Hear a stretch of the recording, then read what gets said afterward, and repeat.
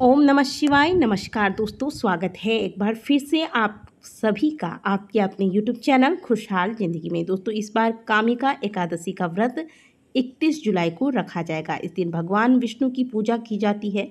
श्रावण के मास में हरि की पूजा अत्यंत फलदायी होती है। इसका पालन करने से व्यक्ति के समस्त पापों का नाश हो जाता है। श्रावण कृष्ण पक्ष की एकादशी को कामिका एकादशी के नाम से जाना जाता है। इस दिन किए जाने वाले स्नान, दान, ध्यान का अनंत गुना फल प्राप्त होता है। ऐसे में श्रावणी एकादशी पर कुछ विशेष उपायों द्वारा आप अपने जीवन में चल रही कई प्रकार की समस्याओं से छुटकारा प्राप्त कर सकते हैं। जो लोग प्रतिदिन महादेव के मंदिर जा रहे हैं, क्योंकि सावन महीना चल रहा है, जिन्होंने सावन के नियम का संकल्प लिया है वो प्रतिदिन महादेव के मंदिर जाते होंगे। तो आज के दिन महादेव को जल चढ़ाते वक्त एक छोटा सा उपाय आपको करना है और आपकी सभी मनोकामनाएं पूर्ण होंगी। करना क्या है?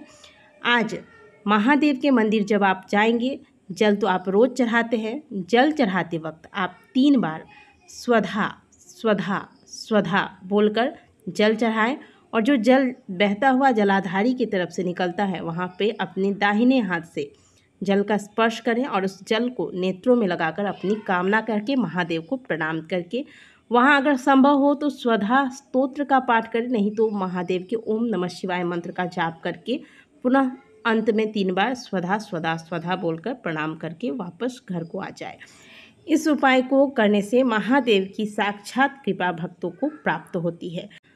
दोस्तों, इसके अलावा यदि आपके घर में बरकत नहीं हो रही है, आप जो भी धन अर्जित करते हैं वह धन व्यर्थ में नष्ट हो जाता है, धन में बरकत नहीं होती है, धन के आगमन के रास्ते बंद हो चुके हैं, तो ऐसे में आप महादेव के इस प्रिय महीने में पड़ने वाली एकादशी तिथि पर इस उपाय को अवश्य कीजिएगा। उपाय ये है कि 1 लोटा जल लीजिएगा, किसी पात्र में आप एक लोटे में या फिर किसी कटोरे में गंगा जल भर लें और इसमें आप 7 बेलपत्र रखें। ध्यान दीजिएगा कि 7 बेलपत्र जो है वो कटे फटे ना हो और सबके डंडी के नीचे जो छोटी सी गांठ होती है इन्हें आपको तोड़कर निकाल देना है।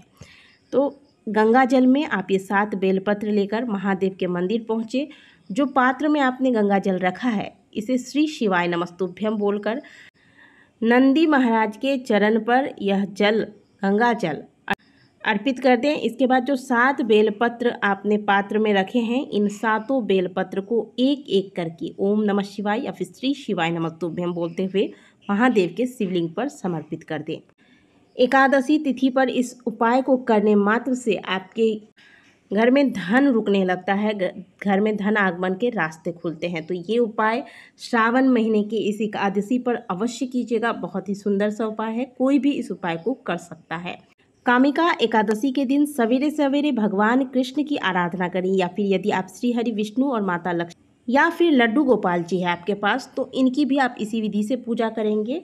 पंचामृत से स्नान कराएं, भगवान को पीले फूल, पीले चंदन, तुलसी दल अर्पित करें, भगवान कृष्ण का ध्यान करें, उनके मंत्रों का जाप करें, शिव जी को जल अर्पित करें। फिर शाम के समय कुछ विशेष स्थानों पर आज के दिन दीपक लगाना ना भूलें। 1 घी का दीपक घर के मंदिर में जहाँ पर आपने भगवान विष्णु की पूजा की है वहाँ लगाना है। 1 घी का दीपक तुलसी जी के पास लगाएंगे। 1 दीपक घी का आप भगवान शिव के मंदिर में जाकर लगाएं। 1 दीपक घर के मुख्य द्वार पर लगाना है और 1 दीपक पीपल वृक्ष के पास आपको लगाना है। इन 5 स्थानों पर आज के दिन दीपक अवश्य लगाएं। पूर्ण रूप से आज के दिन जल या आहार लें या फिर फलाहार लें। अगर भोजन ग्रहण करना ही है तो सात्विक भोजन ही ग्रहण करें। इसमें भी चावल, बैगन, मसूर की दाल, प्याज, लहसुन इत्यादि बिल्कुल भी आपको सेवन नहीं करना चाहिए आज के दिन। और यदि आज के दिन आप कुछ दान नहीं करना चाहते हैं तो दान में भी आज के दिन अन्न का दान ना करके आप फलों का दान करें। इसके अलावा आप वस्त्र दान भी कर सकते हैं। अन्न दान अगर आपको करना है तो एकादशी के अगले दिन द्वादशी तिथि पर जिस दिन पारण किया जाता है उस दिन आप अन्न का दान करें। आज मन को शांत रखें, मन को ईश्वर में लगाएं, क्रोध ना करें और यदि द्वार पर कोई याचक आ जाता है तो उनके साथ दुर्व्यवहार बिल्कुल भी ना करें। क्योंकि श्रावण का एक एक दिन, एक एक तिथि अत्यंत महत्वपूर्ण है और तिथियों में राजा माना गया है एकादशी तिथि को। तो यदि आप सावन के नियम का पालन कर रहे हैं तो एकादशी तिथि पर कामिका एकादशी सभी पापों का नाश करने वाली एकादशी है। इस एकादशी के प्रसंग में कहा जाता है कि एक समय की बात है, एक गांव में एक क्षत्रिय रहता था। वह अपने आप में बहुत गर्व करता था, खास करके अपनी शक्ति का, अपने बल का उसे बहुत अभिमान था। क्षत्रिय भगवान को बहुत मानता था, लेकिन उसके मन में घमंड था। वह हर दिन भगवान विष्णु की पूजा करता, उनकी उपासना में लीन रहता था। एक दिन वह किसी महत्वपूर्ण कार्य के लिए घर से बाहर यात्रा पर निकला। रास्ते में उसकी मुलाकात एक ब्राह्मण से हो गई। दोनों ने किसी बात को लेकर झगड़ा किया।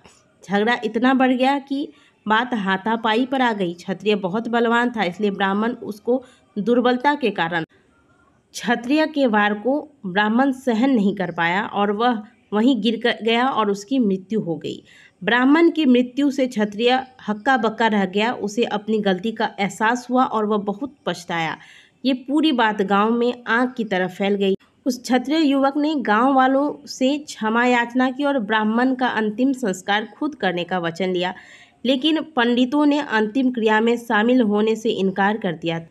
तब उसने ज्ञानी पंडितों से अपने पाप को जानना चाहा तो पंडितों ने बताया कि उसे ब्रह्म हत्या दोष लग चुका है, इसलिए हम अंतिम क्रिया के ब्राह्मण भोज में आपके घर भोजन नहीं कर सकते। यह सुनकर क्षत्रिय ने ब्रह्म हत्या दोष के प्रायश्चित का उपाय पूछा। तब पंडितों ने कहा कि जब तक वह सावन मास के कृष्ण पक्ष की एकादशी तिथि को विधि पूर्वक भगवान विष्णु की पूजा नहीं करता और ब्राह्मणों को भोजन नहीं कराता, दान दक्षिणा नहीं देता, तब तक वह ब्रह्म हत्या दोष से मुक्त नहीं हो सकता। क्षत्रिय ने ब्राह्मण के अंतिम संस्कार के बाद पंडितों की सलाह मानते हुए कामिका एकादशी के दिन पूरी श्रद्धा और विधि के साथ भगवान विष्णु की पूजा की। फिर उसने ब्राह्मणों को भोजन कराया, दान दक्षिणा भी दिया।